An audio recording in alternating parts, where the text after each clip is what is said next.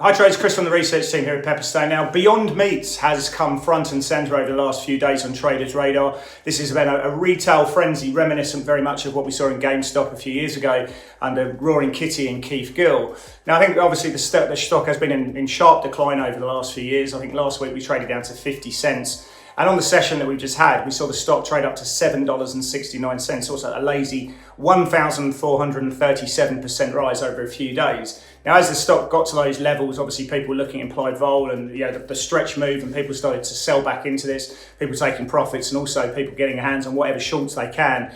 And we saw the stock close down 53% off those highs. So obviously massive volatility, incredible volatility.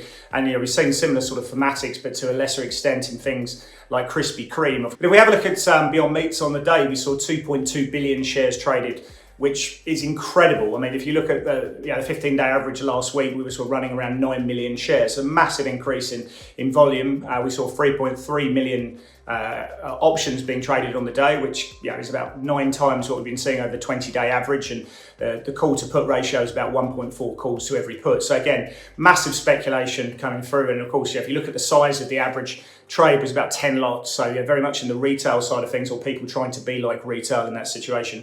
Now, this started really last week, where we saw a trader coming out on Reddit, Dmitry Semenikan, effectively coming out and saying he disclosed he bought 4% of the outstanding shares, which is a material clip giving out his investment rationale for doing so, talking about the idea that there's going to be these convertible notes which are going to feed into cash, and that's going to put them in a better financial position.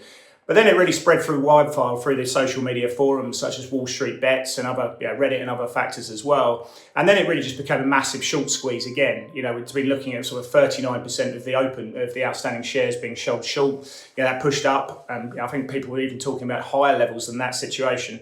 And those people who are short obviously got smacked and had to close those positions, which pushed the share price material higher.